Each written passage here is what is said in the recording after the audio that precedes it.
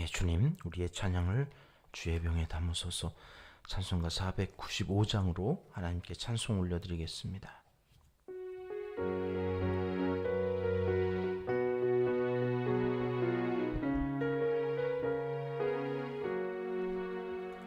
익은 곡식 거둘 자가 없는 이때에 누가 가서 거둘까? 내가 어찌 게으르게 앉아 있을까? 어서 가 밭으로 보내주소서, 보내주소서. 제단 숯불 내 입술에 대니 어찌 주저할까? 주 나를 보내주소서. 주가 두루 다니시며 일꾼 부르나 따르는 자 적도다.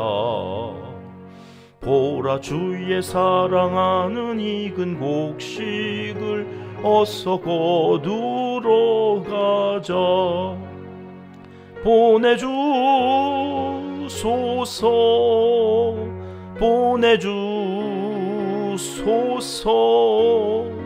제단 숯불 내 입술에 대니 어찌 주저할까? 주여 나내주소서. 주가 나를 부르시니 언제 어디나 기뻐 가서 일하리. 주가 명령 내리실 때 능력 받아서 기뻐 거두리로다. 보내주소서, 보내주소서. 제단 숯불 내 입술에 대니 어찌 주저할까? 주여 나를 보내주소서. 아멘. 주님, 우리의 기도를 주의 병에 담으소서. 기도문으로 함께 기도하시겠습니다. 어제나 오늘이나 동일하신 우리 아버지 하나님, 또 하루의 삶을 연장시켜 주셔서 허락하신 호흡으로 오늘도 첫 시간을 찬양과 기도로 하나님께 연결하고 벅찬 감동으로 맡겨주신 사명 감당해 나가게 하시니 진심으로 감사드립니다. 오늘도 깨어 기도하기를 원하시고 새벽을 깨우며 기도하는 우리를 기다리실 주님을 생각하며 기도의 자리로 나아왔습니다. 부르실 때 이미 사명 감당할 수 있는 능력도 주신 줄 믿사오니 우리 앞서 주의 천사를 보내시고 우리 입술에 제단 숯불을 대셔서 오늘 또 하루 분량의 은혜를 충분히 받아 기쁨으로 단을 거두며 하루를 마무리할 수 있도록 도와주시기를 간절히 소원하옵나이다. 대강절 둘째 주간을 보내며 마라나타, 주님 어서 오시옵소서, 재림의 그날을 위해 거룩한 신부로 등불이 꺼지지는 않았는지 살피며 살아가고 있습니다. 바울 사도는 항상 복종하여 두렵고 떨림으로 구원을 이루라 했는데 오늘 하루도 말씀에 순종하며 우리의 구원을 이루어갈 수 있도록 하나님을 경외하는 마음을 더욱 굳세게 하여 주시고 구원을 완성하기까지 겸손하게 말씀 의지하여 살아갈 수 있도록 인도하여 주시옵소서.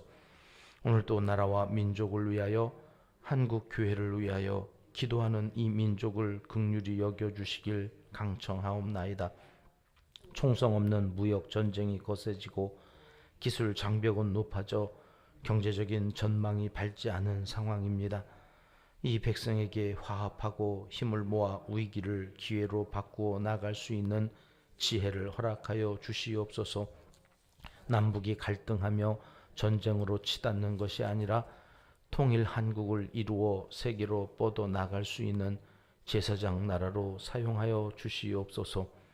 복음을 전파하고 이웃을 사랑하는 귀한 사명을 감당하는 은평교회 위에 함께하여 주셔서 이곳에서 드리는 예배를 기뻐 받아주시고 이곳에서 드리는 기도에 응답하여 주시사 심령이 가난한 이들, 애통하며 슬픔 가운데 있는 이들, 의에 줄이고 목마른 이들이 모두 이곳에 모여 예배드리며 기도하기를 힘쓰는 하나님의 집이 되게 하시고 구원의 방주가 되게 하여 주시옵소서. 자녀 손들이 세상 낙을 기뻐하기보다 하나님의 전에서 주님을 만나는 것을 더 기뻐하게 하시고 말씀에 순종하며 살 때에 주시는 형통한 복을 다 받아 누리게 하옵소서. 우리가 돕는 선교사님들을 책임져 주시고 농촌교회와 개척교회, 도시 빈민들과 함께 공동체를 이루며 하나님 나라를 꿈꾸는 사역자들 위해 주님의 사랑이 가득한 성탄의 계절을 보낼 수 있도록 은총을 베풀어 주시옵소서. 응원하며 기도하오니 저들의 마음에 소망과 사랑으로 넘쳐나게 하옵소서. 하나님을 사랑하는 자, 곧 그의 뜻대로 부르심을 입은 자들에게는 모든 것이 합력하여 선을 이루어 주실 줄 믿습니다. 예수님의 이름으로 기도합니다. 아멘. 이 새벽 주시는 하나님 말씀은 잠언 6장 6절로 11절까지의 말씀입니다. 함께 읽겠습니다. 게으른 자여 개미에게 가서 그가 하는 것을 보고 지혜를 얻으라.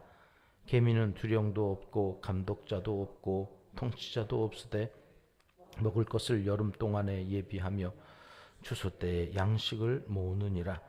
게으른 자여 내가 어느 때까지 누워 있겠느냐? 내가 어느 때에 잠이 깨어 일어나겠느냐? 좀 더 자자, 좀 더 졸자, 손을 모으고 좀 더 누워 있자 하면 내 빈궁이 강도같이 오며 내 곤핍이 군사같이 이르리라. 아멘. 부모에게 자녀들에게 이렇게 가르쳐라. 잠언 말씀을 통하여서 계속해서 살펴보고 있습니다. 지난 시간에는 물질관, 보증을 서는 문제에 있어서 주의해야 할 말씀을 하시면서 오늘 계속해서 이어서 하시는 말씀이 개미에게서 배워야 할 지혜입니다. 경제적인 문제에 있어서 우리가 하나님의 말씀대로서 우리를 책임져 주시겠다 하시면서 예를 든 곤충이 개미입니다.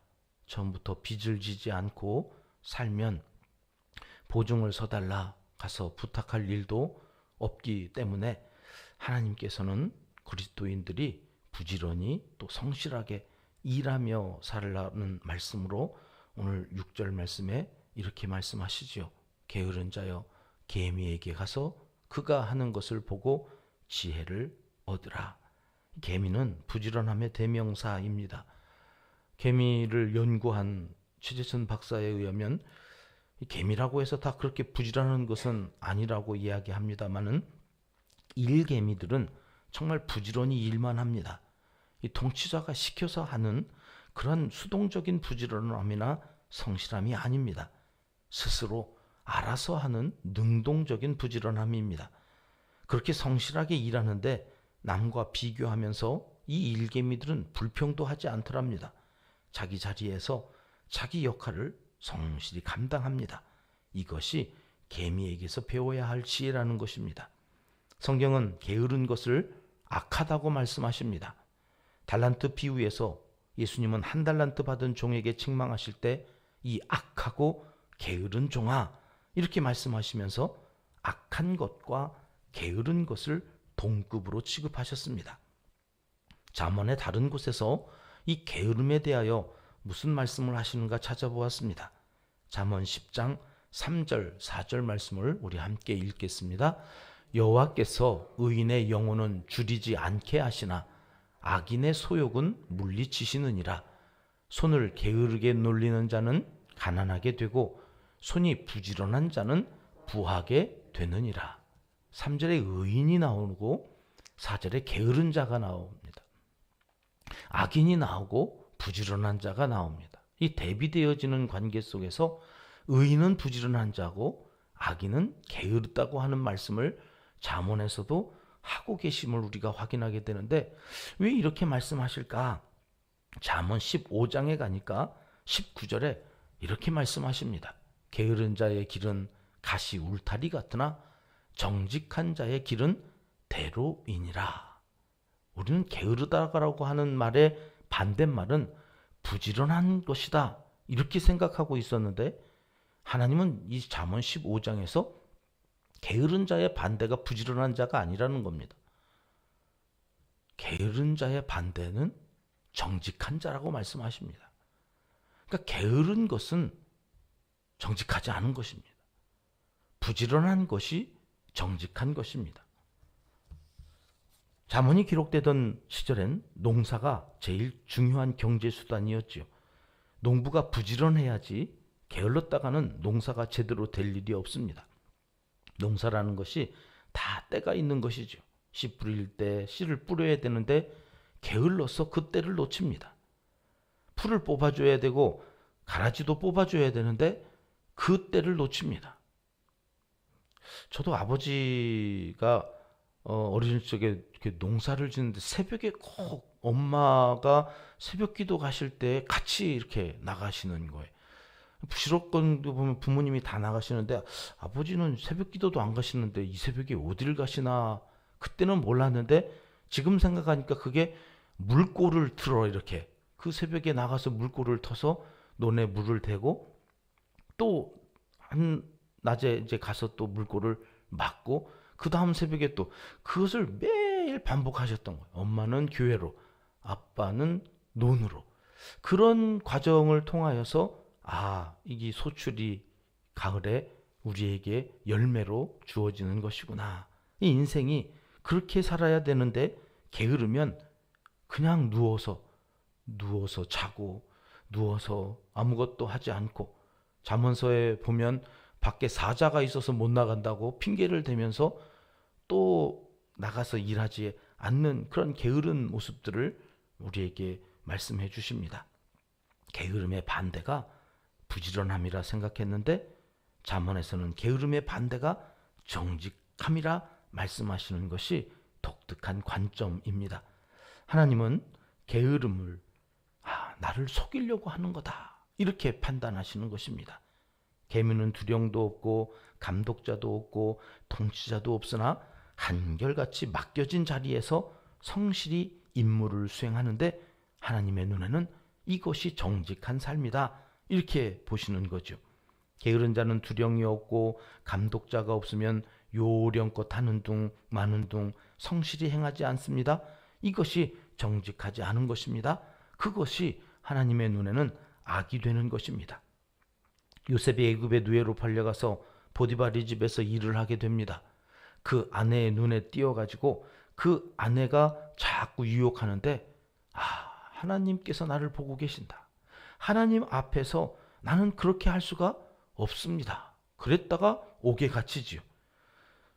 보통 사람 같으면 울며 불며 억울하다고 삶의 의욕을 다 상실하고 무기력하게 그 감옥에 갇혀서 할 게 아무것도 없으니까 그냥 널브러져 있었을 텐데 그곳에서도 얼마나 성실하게 죄수의 삶을 살았던지 간수장의 눈에 띄어서 은혜를 입었더라. 성경은 그렇게 말씀해 주시고 그의 삶이 형통하였다 이렇게 풀어주십니다. 요셉은 그 감옥에 억울하게 갇혀있는 상황 가운데서도 정직했던 것입니다. 성실했던 것입니다. 게으르게 살지 않았던 것입니다. 그때에 감옥에 하나님께서 열어두신 대로를 만나게 되는 거죠.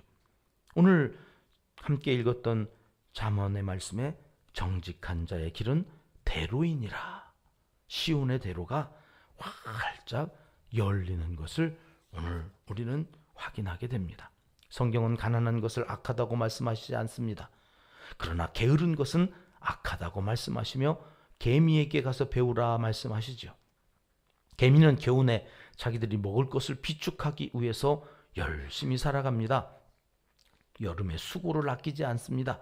그래서 겨울에도 성실히 비축한 것을 먹으면서 빚을 지지 않는다는 말씀이겠죠. 열심히 사노라 애를 쓰지만 현대 산업 구조 속에서 빚이 있다는 것 자체가 허물이 되고 악이 되는 것은 아닐 것입니다. 열심히 일하여 빚을 갚아 나가면 그것이 무슨 죄가 되겠습니까? 여기서의 핵심은 빚이 있냐 없냐가 아니라 게으르냐 태만하고 나태하냐 그러한 삶의 자세로 인하여 빚을 져야 하고 열매 없는 삶을 사는 것, 그것은 악한 것이다. 죄가 된다고 말씀하시는 것이지요. 감기가 만병의 근원이듯 게으름은 만죄의 근원이란 말씀을 오늘 우리는 삶으로, 성실한 삶으로 자녀들에게 보여주고 가르쳐 주어야 하겠습니다. 하나님 앞에서 정직하게 살아가는 삶, 그가 그리스도인입니다. 부지런하고 성실하게 주어진 영적 임무를 게을리지 않는 하나님의 사람들로 인하여서 자녀들에게 이 성실함이 영으로, 육으로, 또 심리적으로 유산이 되어서 물려질 때에 하나님의 나라가 왕성하게 오늘 또 확장되어지는 복된 한날이 되어지기를 하나님은 이 시간 간절히 원하시고 계십니다. 기도하겠습니다. 하나님 아버지, 요셉처럼 성실하고 부지런하여 하나님 앞에서 악을 멀리하며 살 수 있는 신실한 믿음을 허락하여 주시니 감사합니다. 새벽을 깨우며 하나님 앞에 나아가는 이 성실함이 우리의 자녀 손들에겐 복이 되게 하여 주시옵소서. 물질의 복, 삶의 성실함의 복, 저들의 삶 가운데 꾸어줄지언정 꾸지 아니하는 복된 삶을 살아가는 이 성실함의 복이 우리를 통하여서 우리 자녀 손들에게 만대에 이르도록 이어지게 오늘 하루도 복나리워 주시옵소서. 예수님의 이름으로 기도드리옵나이다. 아멘. 주님 가르쳐 주신 기도입니다. 하늘에 계신 우리 아버지, 아버지의 이름을 거룩하게 하시며 아버지의 나라가 오게 하시며 아버지의 뜻이 하늘에서와 같이 땅에서도 이루어지게 하소서.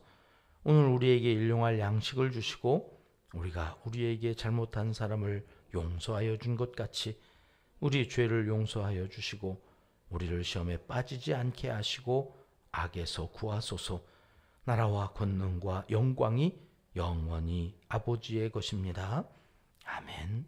자유롭게 기도하시겠습니다.